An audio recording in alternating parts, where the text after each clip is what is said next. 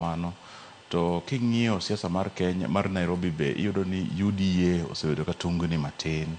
ni kata mana timo election gi moro ma nyocha gitemo timo cha gi postpone chiegni ding'wen. Koro nyiso ni tungni moro nitie Kenya ka matin to nyocha ineno ka tungni no owuok mochopo e Kenya mangima ni ojende matindo tindo wuok mwacho ni sani koro nyocha gidwa thicho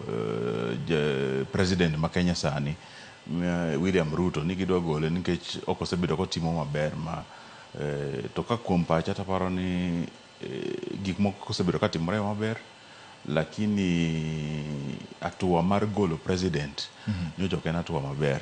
nikech king'iyo kata mana history mar Kenya the recent kigoyo mar Kenyatta president Moi kane bang' higni 2-3 to ji ne ywak sana ma ji notimo kata thule oko kotiyo gi jolweny katiyo gi mtindo machon mane timore Afrika ni jolweny mane thothne lokoga chike lokoga jotelo machon kanochopo Kibaki ne kanochopo 205 to no lose nyaka referendum modogo makata mana ji paro ni 2007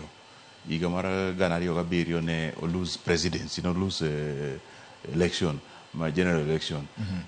Uhuru be kane chopo kata ma 2017 ne ji penjore ni to ng'ani ose achieve ang'o kadoko mosore gi jakom to onge gima do achieve to kata mana Kibaki be ji paro mana ni mosruok